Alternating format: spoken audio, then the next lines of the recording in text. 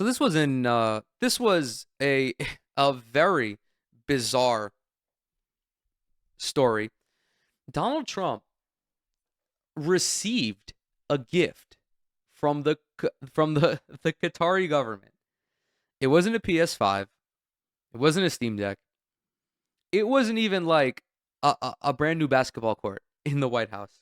No, he received a goddamn jet, and not even a jet, a quote unquote palace in the sky.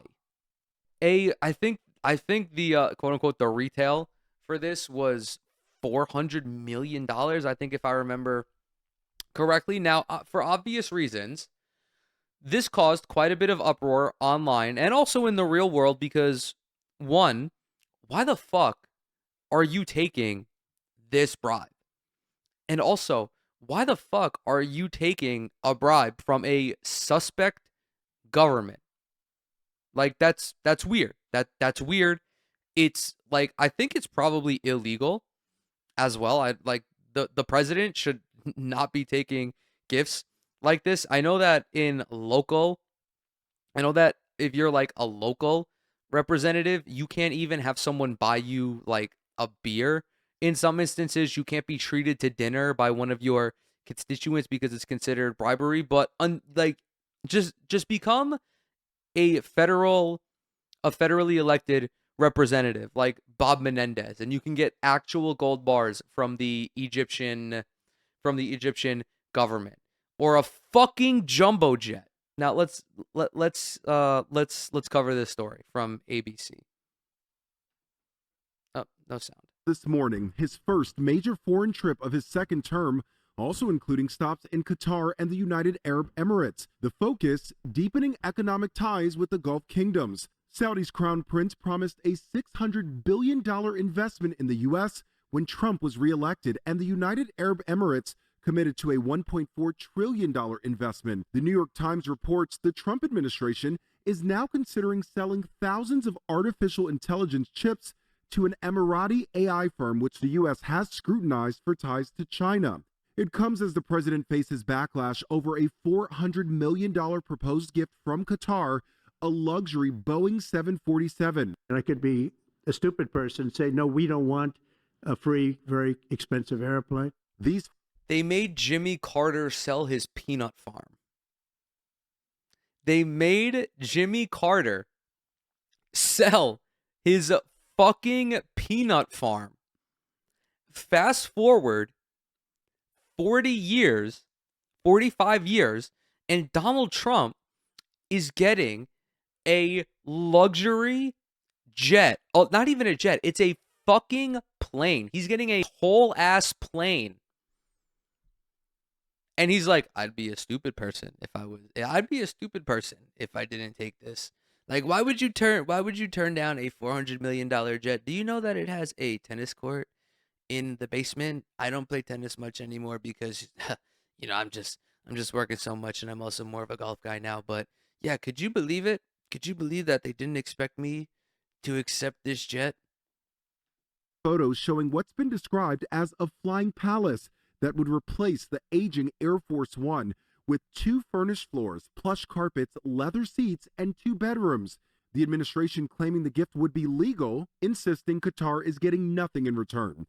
Trump saying it's a gift to the Pentagon and the plane will transfer to the Trump Presidential Library Foundation once he leaves office. But critics on both the left and the right blasting the gift as unethical and citing national security concerns. Taking sacks of goodies from people who support Hamas, the Muslim Brotherhood, Al Jazeera, all the rest. That's not America first. Would we let another country decorate the Oval Office? Would we let another country build the city? Listen, bro. Rick Scott posted a video to Twitter with the Israeli flag in the background and the U.S. flag non-existent, not in frame at all. I don't think that I don't think that the people criticizing this are viewing it from an ethical point of view. I think they're seeing it as Qatar is an Arab country, and an Arab country is bribing the president, which is obviously inherently like Islamophobic and an inherently racist point of view to have. But it's wrong whenever the president gets money that he shouldn't be, because he is going to give preferential treatment to those countries. And the Trump family has a long history of partnering with and benefiting from the Saudi royal kingdom, whether that be Jared Kushner getting $2 billion from the royal family, whether that be the Live Golf event using Mar-a-Lago, or whether that be, whatever the specifics of that were. But I don't give a fuck if it's Belize. Like, if it's Belize giving Trump an unlimited supply of bananas or mangoes, it's still wrong. It's still unethical.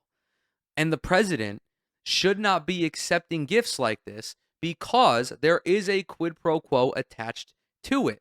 Qatar, do you think that the Qatari royal family is giving Trump this jet and is actually like, no, we don't want anything in return. We just had to offload this jet. It was taking up too much space. There weren't enough people to use it. We just had to give it away for free. Like, they obviously will expect something in return. Situation room. Would we let another country wire the press office? Oh, wait. Air Force One is all three.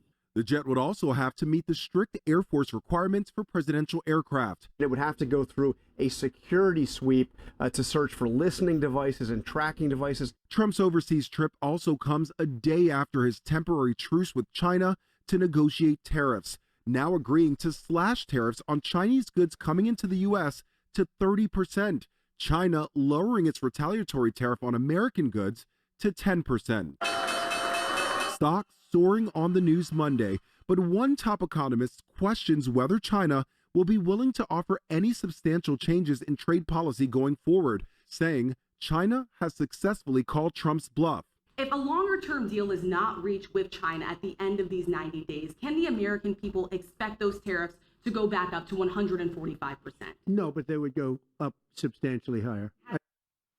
The article reads, the highly unusual, unprecedented arrangement is sure to raise questions about whether it is legal for the Trump administration and ultimately the Trump Presidential Library Foundation to accept such a valuable gift from a foreign power. Anticipating those questions, sources told ABC News that lawyers for the White House's counsel's office and the Department of Justice drafted in